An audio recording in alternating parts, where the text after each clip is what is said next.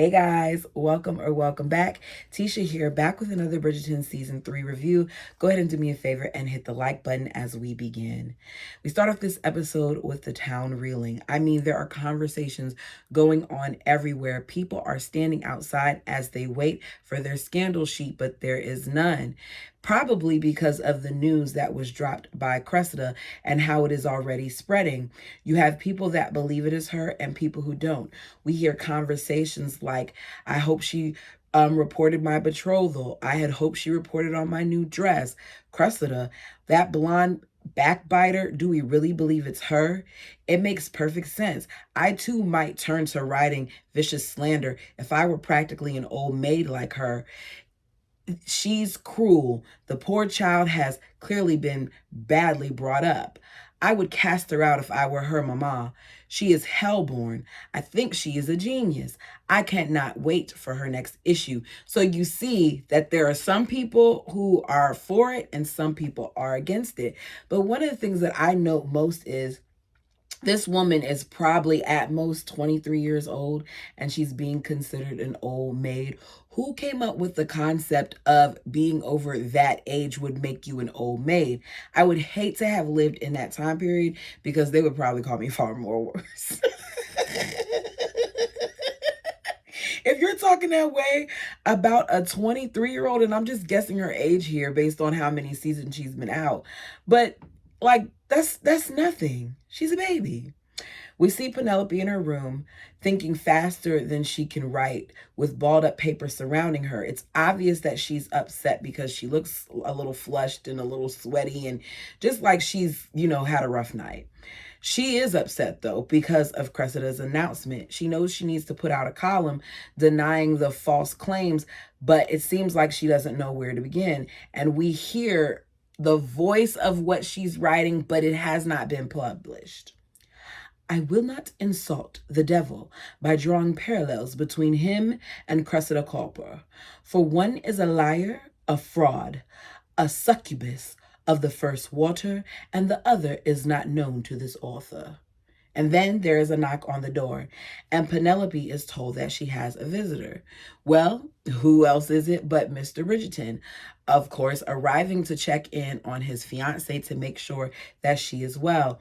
After all, she did faint the night before. She's happy to see him, but her mind is elsewhere because she wants to finish her work that it seems like she's been struggling with.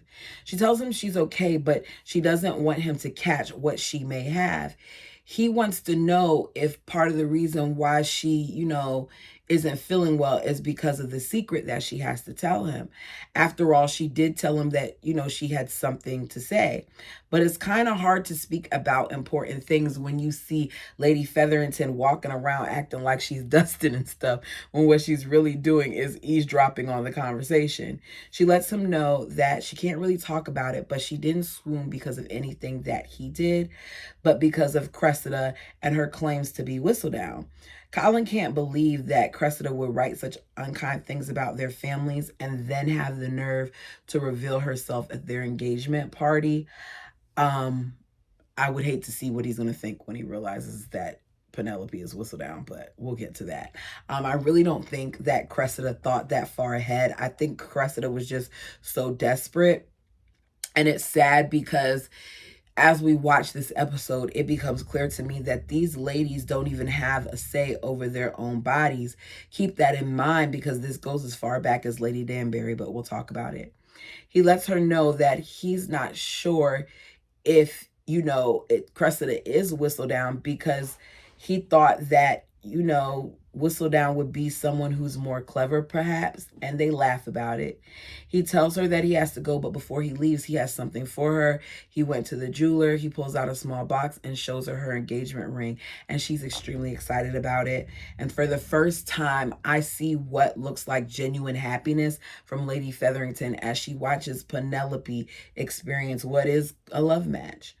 She talks about its beauty, and he talks about how it's not even half as beautiful as she is.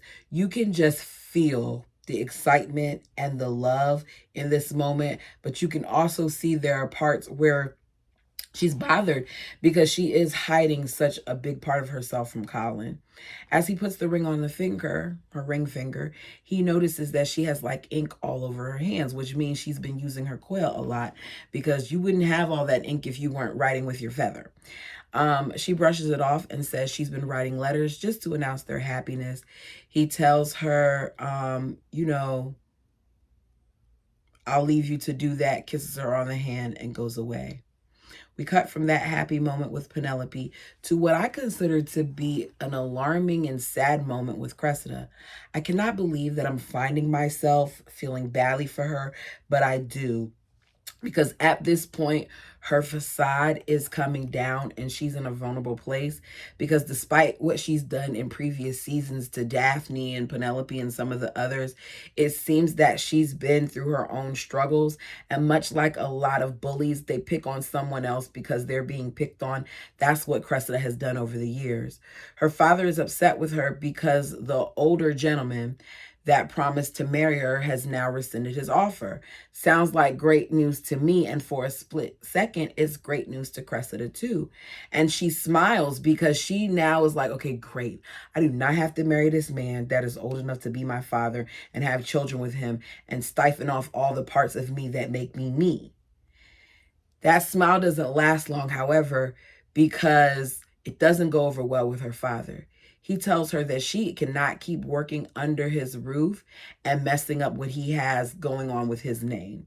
So he's taking her dowry and he's sending her away to live with her Aunt Joanne, who we find out lives in Wales. He tells her that at Aunt Joanne's house, she can write about the sheep.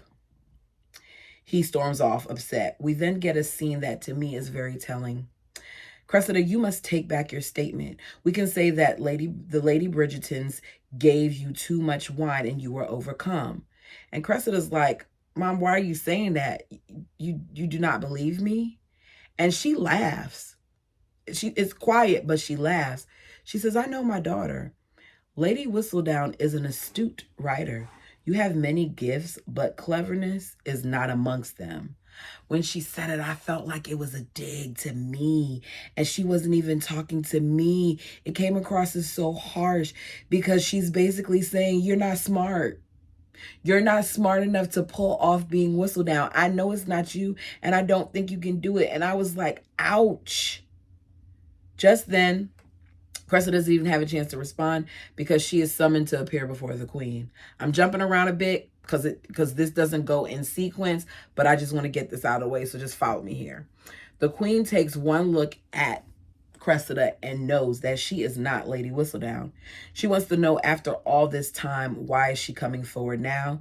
And she tells her that it's to claim the reward. And the queen looks at her like she's crazy, because the queen is like, okay, 5,000 pounds. You're coming to claim 5,000 pounds. Something about that doesn't seem right.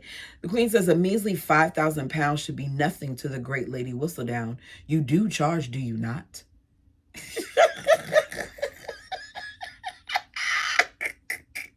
Like, as long as you've been doing this, you should have a nice stash built up. 5,000 pounds should mean nothing, but that also goes to show you how little Cressida knows, because in last episode, she thought 5,000 pounds was a substantial amount of money. And now the queen is like, 5,000 pounds is nothing. So the queen says, I'll give you the reward after you publish your latest issue, because it should have been published this morning. Cressida tries to use the bounty on her head as an excuse to why it hasn't been published, saying that her publisher is nervous to work with her, but the queen isn't buying that, because at this point, the publisher has benefited just as much, if not more, than Whistledown. We'll get to that. Know thine enemy, Miss Culper. I know Lady Whistledown as well as I know myself. Her greatest strength is that she is an observer. What have you observed in your life other than yourself? This is coming from the queen. She tells the queen, just last night, I observed Miss Francesca and Lord Kilmartin together all night at the Bridgerton house, but I'm sure there is still time to sway Miss Francesca towards the Marquess. The queen is looking at her like, okay, yeah, you might got me on that. I may not have known that, but the real Lady Whistledown wouldn't have caved like that. And she's over it, because one of the things that the queen apparently has enjoyed is Whistledown, because Whistledown is opposition. Whistledown is a way for the queen to feel like she has someone battling her, and she relishes in being able to win the battle. She's like, without a worthy opponent, I no longer care what mediocre match Ms. Francesca chooses to make. Unless you can print a convincing issue, I do not wish to see you in my court again, which means she would be kicked out of the social setting. If she can't be at court, then that's yet another thing that's being taken away from her, because the queen doesn't care. And I'm like, okay, this is so interesting to me, because before, the queen just wanted to make sure that her diamond met the approval. And now here you are, and you don't even care if Whistledown approves of your diamond or not. You just want to be able to go back and forth with Whistledown because it gives you something to do. The diamond existed before Whistledown, but like a character says later on, Whistledown is power. Let's go back to the Bridgertons. Lord Anderson has returned to get his hat that he left the previous night at the Bridgerton's house. Rather convenient, if you ask me, because you just happen to leave your hat. Like, he has a bald head. He would feel the chill, I think, as he goes outside. He's just slipping out as you hear, were you just, I'm passing by. Lord Anderson says, yes, I suppose I should have sent a footman to fetch this, could I not? Yeah, you sure could have, but you wanted to see the lovely Lady Bridgerton, better known as Violet. She laughs and he laughs. He says, but then I would not have been able to see you again. And they both pause. He says, well, to thank you for such an enjoyable evening. I said, look at him trying to cover up the fact that he just hit on her. They're flirting. She says, well, it was quite a night, was it not? He says, how are you faring? She says, besides a bit of a headache, I am well. How are you? He pauses and he's like, okay, I take it that you sense the chilly departure between my sister and me. I do believe we'll work it out. Childhood grievances have a way of lingering. She says, He says, my sister was the firstborn. She says, but you were the firstborn boy, because we all know that's very significant in this time. In this time, boys were heirs, girls were not. Girls got dowries, boys got everything else. So him being the oldest boy gave him everything, even though Lady Danbury came before him. He says, but we are adults now. Surely there's a way forward. She says, I have faith you will find your way. He says, thank you. I shall let you nurse your headache in peace, but I do hope to see you soon. She says, as do I. That whole situation is even worse than I thought it would be, but we'll get to it. So in the drawing room, the Bridgerton children are fighting over macaroons, which I am not a fan of. I would not have any part of that fight, as Lord Kilmartin and Francesca attempt to make an announcement. The family keeps bickering back and forth about these things, and he's just waiting for them to finish. She's like, look, she says, you're going to have to interrupt them because this is how they are, and they're not going to stop. He's like, they're not going to hear me, though. She's like, yes, they will. He's like, okay, I'll attempt it. He's like, watch this. I have been taken ill of the plague, and you are all doomed by association. And nobody says anything. They didn't even hear him. They're still doing their thing. So Francesca gets up and yells family. And he's like, we have an announcement to make. And he announces that they are to marry. Everybody seems excited. But since the queen might not agree, they don't want to announce it yet. So they ask Lady Bridgerton if she'd be willing to speak to the queen on their behalf. She agrees.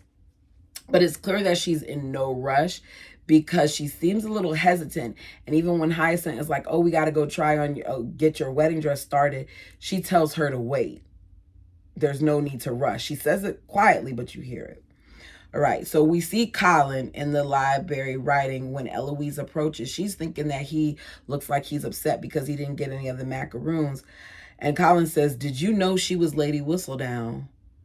Eloise is like, you spoke with Penelope this morning? Because she's thinking, okay, he went to Penelope's house and Penelope must have told him finally that she's really the Whistledown, because I gave her till 12 o'clock and she didn't do it. Cressida interrupted, but her deadline has been passed. So he's like, yes, she's devastated about Miss Copper coming forward. Tell me you did not know this. And that's when Eloise realizes, okay, she didn't tell him. He doesn't realize it's her. She says, no, not about Cressida. He says, this would be the perfect time for Eloise to tell what she knows, but she doesn't. And I think that's very telling. Eloise has been very upset with Penelope since the end of last season, but she seems to be rethinking this because of Colin. He says, it is truly bewildering how quickly one person can become all that matters. My only concern now is with her well-being and our future together. He hates Whistledown, but in his mind now, his love for Penelope comes first. It trumps that. He feels like now, because Cressida came out and said that she's this person, that he's definitely not going to be talking to her.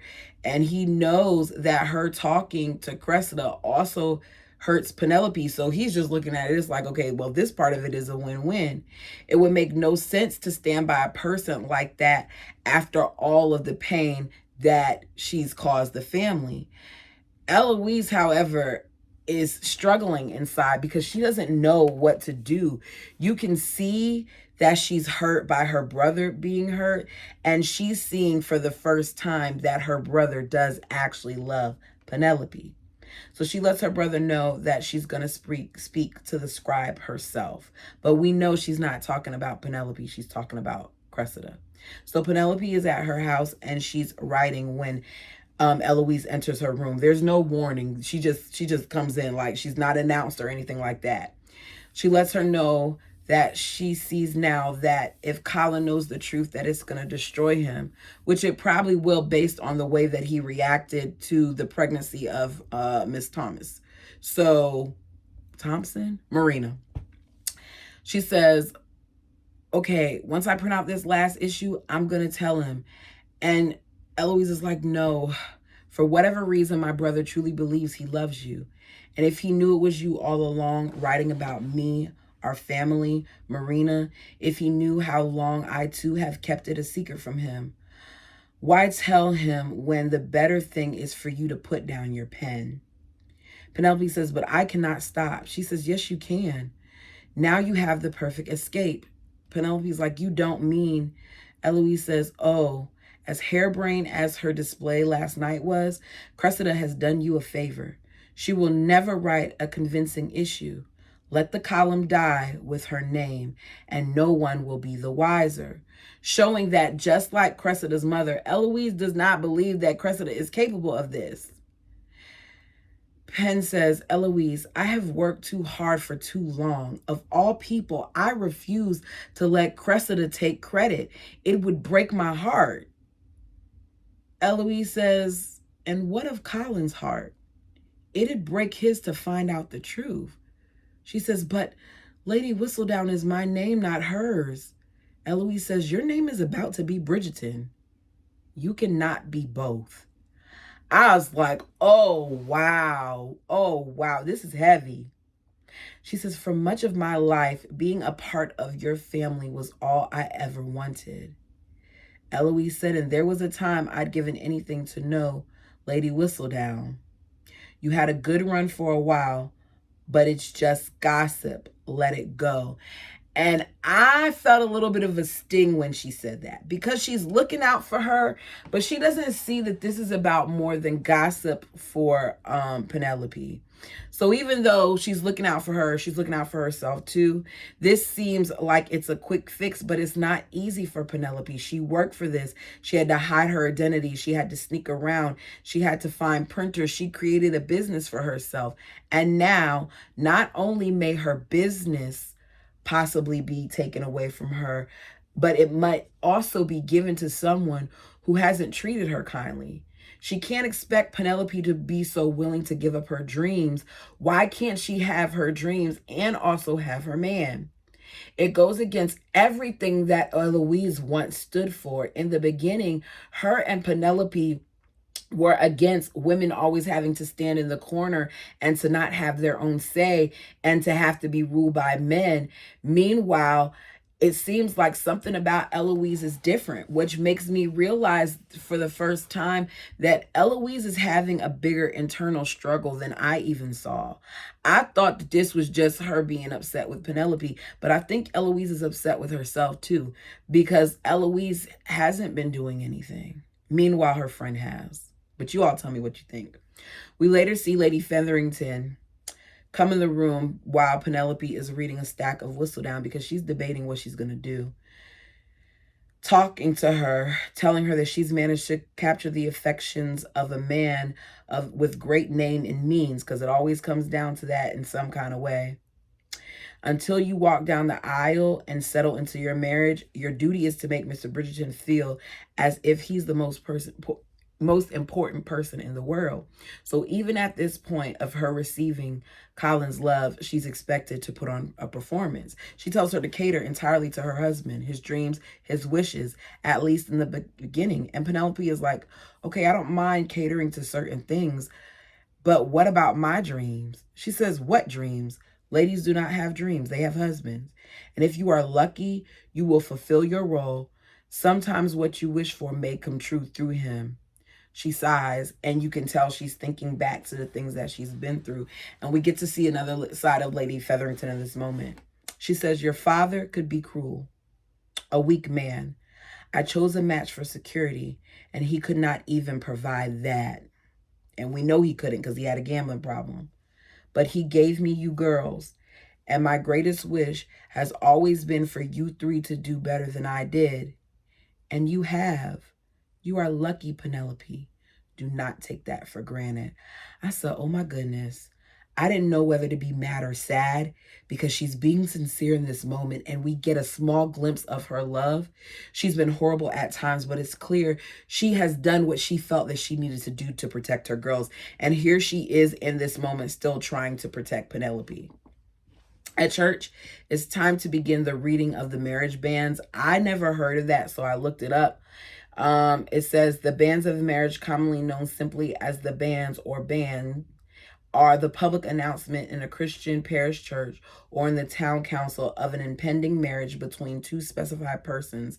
It is commonly associated with the Catholic Church, the Church of Sweden, and the Church of England, and with other Christian denominations whose traditions are similar. So it's just an announcement of an upcoming marriage. The announcement of Penelope and Colin's marriage is made amongst others. It is asked if anyone has any objections to their marriage, and you can see that she looks like she's worried somebody's going to object, but no one does so. While all this is going on, Lord Anderson keeps looking back at Lady Bridgerton, and Lady Danbury notices. And you see her whisper something into the lady that's sitting beside her. And I already knew Lady Danbury is up to no good. She basically let it be known that her brother is available. And of course, now that you've done that, it's going to be like another situation with the Duke where all these women are going to be flocking to him and he's not going to get to have one-on-one time with Lady Bridgerton like he wants to. You hear the, I believe it's the priest say, it is said that they'll be married in 3 weeks' time. Everybody leaves the church but the two of them. He wants to make sure that, Penelope still wants to marry him because he knows that there's something that's been bothering her, something that she's been wanting to tell him, but she has not told him. And rather than telling him about the fact that she's Whistledown, she instead tells him, there's something I've been meaning to tell you for a very long time. And you hear the music playing in the background. She says that I have loved you since the moment we met, an embarrassingly long time, really. Even the years I pretended to be your friend, I was, but I loved you in secret. I have always loved you, Colin. He chuckles a little bit, and you could tell he really loves that she said all that. He said, I will spend a lifetime begging for your forgiveness for not seeing you sooner. She says, there is no need. There is nothing in this world that makes me happier than being with you. And they dance and they look happy and they look in love. And I'm just like, oh, I want to see more of this for Colin and Penelope, but who knows what we're going to see. Let's keep going. It's another day and Penelope is enjoying the wedding planning with her mom. I mean, for the first time, you can see her mother is doting on her. and she's actually allowing Penelope to feel like she cares. She ends up heading to the modiste to get her fabric samples for her wedding dress. Because we know that they've formed a friendship, she's excited to see that Madame Delacroix is back. She tells Madame Delacroix that she is putting down her pen and she's going to let Cressida take credit. After she writes her issue about her engagement, she's going to be done with writing Whistledown. And Madame Delacroix does not agree. You can see it on her face, and she alludes to it in some ways, but she doesn't come straight out and say it. Instead, she talks about how good it feels to see someone light up when they put on one of her dresses, and how she could never give that feeling up, like at all, because of, that feeling. And I don't know if it's that conversation, because I can't remember how it happened, but I have it written down here again, that Penelope later goes home and burns all copies of Whistledown, which means she chose him. We see Cressida as she tries to write. Cressida seeks out Eloise for help. Cressida ends up going to the church after, the service is over where everybody else is at. And she kind of signals Eloise to come over there. And she asks Eloise if she'll help her publish something. And Eloise tells her no. Cressida gets upset and tells Eloise that she's simply jealous because Eloise is all talk and she never actually does anything. Same thing that Penelope told her at the end of last season. So there is some truth to this. And at this point, I'm sure it stung and Eloise believes it too. Later, her mother asks to hear what she wrote. And this is what she wrote. Dear reader, it is I, Lady Whistledown. Today I bring you much gossip from about the many lands, near and far and wide. And her mother is like, oh Lord, we in trouble. Because her mother is trying to help her, but everybody's like, oh Lord, we in trouble. She just sees it. So Cressida cries, and Cressida's like, Mom, I'm scared. And I felt bad for her again. It's okay though, because her mother ends up coming out with a plan that we see later at the ball. Okay. We go to Lady Arnold's house, where she has invited Benedict and artist by the name of Paul to dinner. He's like a theater arts type of person. I knew immediately that this dinner wasn't going to end well, because it's weird that a lady is just having dinner alone with two men, especially in that time period. We hear them talk about their interests, and it's sad because they talk about the arts, and Benedict says he's interested in nothing. Paul asks him if he has any creative pursuits, and he says no. And I just want to know if I'm missing something, because why exactly did he give up drawing and painting? Especially because he was good at it. Why is he currently so lost in this season? Benedict steps outside and asks Paul if him and Tilly, that's Lady Arnold, has something going on. And he says, you know what? Never mind. Don't answer that question. It's just the wine talking. And Paul tells Benedict that the wine makes him charming. And I said, okay, my suspicions about Paul are correct. He's hitting on him. Paul goes back inside and tells her that he feels like his suspicions about Benedict are true. So she's like, are you sure that your suspicions are true? Which I feel like he feels like Benedict is bisexual. And he says yes. So Benedict goes back inside to find Paul and Lady Tilly Arnold kissing, which kind of is a gut punch to him because he really likes her, and kind of makes him shocked because he really likes her. He then is invited to join them. Y'all know what that means. Have a threesome. And he makes up some excuses. He's like, look, I gotta go. I felt bad for him in the moment. And I was upset with her, because if the roles were reversed and if a man had did this to a woman, we would be all up in arms about it. So we need to be all up in arms about it no matter what the gender is. And I have a problem with people springing up things like this on someone. If she wanted that, if she desired that, she should have had a discussion with him one-on-one prior to doing that. Don't put people in situations like that without their permission. Earlier in the episode, we see Lady Danbury at the Modric home with Will and Alice.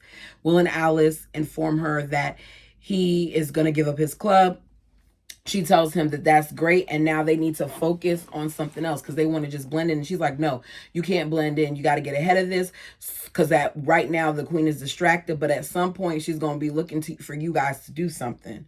So we're going to have the first ball for the Mondridges. The queen is invited, but she does not attend everything. So her coming is a big deal. Her showing up is a big deal, and she shows up. They do a nice job. It looks beautiful. The queen arrives, and she's not completely impressed. She's like, it's just like what I thought. Like, it's just basic. It's just mediocre. There's nothing impressive here. And there's this, like, I don't know what to call it. This big giant thing in the middle of the floor.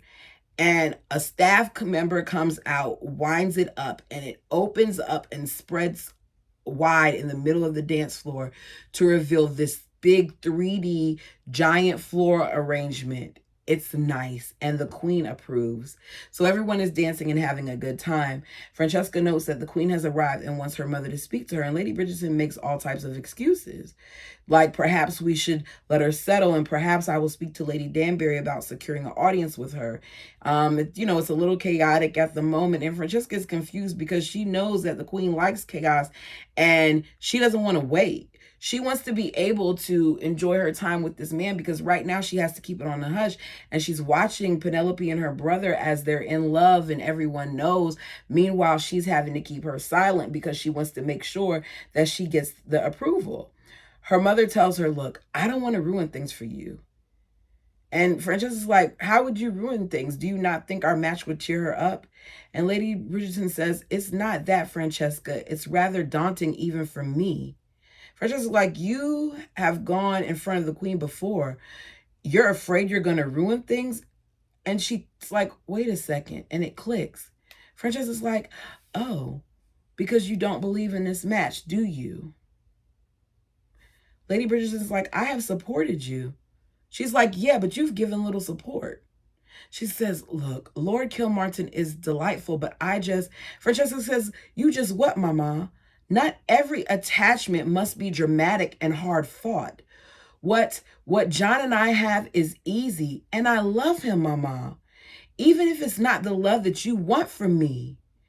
And you could tell that what she says bothers Violet, Lady Bridgerton, because she leaves her mother there as her mother's trying to quiet her down, and she walks off. Lady Bridgerton is about to cry, so she storms off, and Lord Arnold sees this and tries to get to her. And then this is where, for the first time in watching this series, I am not only mad, but I feel sad for Lady Danbury. She looks at her brother and she's like, look, I will go after her. He says, oh, I do not wish to speak to any more eligible widows. She says, speak to whomever you like, but it is not for you to go after my friend. He says, you are not the only one who cares for Lady Bridgerton. She said, must you take everything from me? He says, sister, enough. Whatever I have done to deserve this ire, tell me so that we might be done with it. Is this about father? She says, oh no, it's about many a thing. He says, it is about father treating me as the favorite, over which I had no power. She says, I do not care about that. What I care about is that I had a chance of happiness and you took it from me. He says, how did I take your chance at happiness? She says, the night before I was to be married, I very nearly escaped to freedom. Do you think I do not know that it was you who betrayed me to our father? I heard him thank you.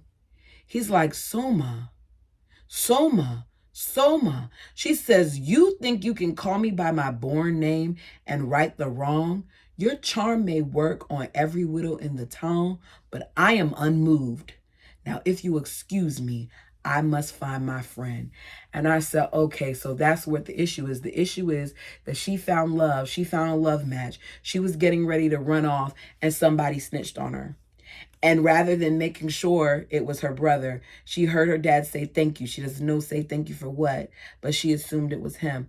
I don't think that it's him that's done what she's accusing him of, but we'll see. So everyone at the ball is either dancing or they're talking about Cressida. Penelope and Colin dance. he tells her that he's been working on his manuscript. At this point, she's given up Whistledown. So she's like, oh, good. Can I read it? Can I edit it for you? And he's like, I want to do this on my own to prove to you that I could do it, which she looks a little let down by. Cressida and her mother arrive. He's like, don't pay attention to them. And there's immediate change in the atmosphere. As they stand there and wait for their plan to be hatched, they have brought a present for the queen. She looks at her clock, the doors open, and all of these footmen come in with copies of Whistledown on display. People cannot get to the scandal sheet fast enough. And I'm going to do the dearest gentle reader, I guess, in Whistledown's voice, but please understand, this is not Whistledown. Dearest gentle reader, it is said that there is no rest for the wicked. If that is true, this author must be rather victorious, for I have been enjoying a much-needed respite from observing all of you. Not to worry, I am back, and shall return soon enough with a full issue. You may not know my name, but have no doubt I know you even better. Yours truly, Lady Whistledown, or forever now, Cressida Culper. So she's taking credit. And now she's not going to be calling herself Whistledown. I guess she's going to be calling herself by her name as Whistledown. It's not a full column, but it's going to do for now, according to the queen. She lets her know she expects to see another issue tomorrow. We see ink stains all over Cressida's mom's hand, which lets us know, well, her arm, which because she pulls down her dress, which lets us know she's the one who wrote it. Not Cressida, because Cressida couldn't do it. Penelope and Eloise run off together to a private room because they're both read this little thing and they're upset. Colin sees this. I thought he was going to walk in on them, but he didn't. Eloise and Penelope are panicking. Eloise is scared of what she will do because she didn't help Cressida. And she knows that now they both can be targets when Cressida goes to write like she's the fake Whistledown. She never thought she would be able to write anything coherent, she says, because she underestimates her abilities. It seems like Eloise underestimates a lot of people's abilities and doesn't even really know her own. But well, y'all tell me what you think about that. Penelope reminds her of one issue that she wrote in the beginning. And she's like, look, with one issue of Whistledown, I can discredit her because Whistledown isn't just gossip. Whistledown is power. She's like, if I write a column and I discredit her, I'll prove that she's lying and all of this will go away. The column began because I felt powerless in my own home. I was forced to debut a year early and I had no say in anything. Writing was the only way I felt I could have a voice, and I should have been using the column to give a voice to the other voiceless. I have done plenty of damage with my pen, and she's crying a little bit while she says this. Please, let me use it now to do some good. And she pauses, and Eloise looks at her, and she goes, you must get a full issue out right now before Cressida does. So for once, they're on the same page. Now, I don't know how long this is going to last, but for now, they're on the same page. So we see Penelope in her disguise, like old times, writing in the back of the carriage. She rushes off to her printer, hands him the thing, apologizes for her tardiness, says, she'll make it up to him. And he says, anything for Whistledown, because he is eager to print for the Will Whistledown. Now, we don't know who Cressida used, but whoever she used has to know that she's not Whistledown because they never used her before. You can see a sigh of relief on Penelope. She then turns around to see her worst fear, which is Colin. He has been following her since he saw Eloise and her go into the room and since he saw her run off. He says, you are Lady Whistledown, and that's how the scene ends. You all tell me what you thought of this one. I thought this one was a good one because there were a lot of twists and turns. Tell me what you think about Lady Bridgerton and how she is handling the situation with Lord Kilmartin and her daughter. Tell me what you think about Eloise. Because I gave Eloise a lot of heat. Like, I was fussing left and right about Eloise. But in this episode, Eloise showed that even though she was upset, hurt, all those other things, that she still has love, not just for her brother, because she said it was about him. She still has love for Penelope too. Thank you all so much. Go ahead and like the video if you have not done so already. Until next time.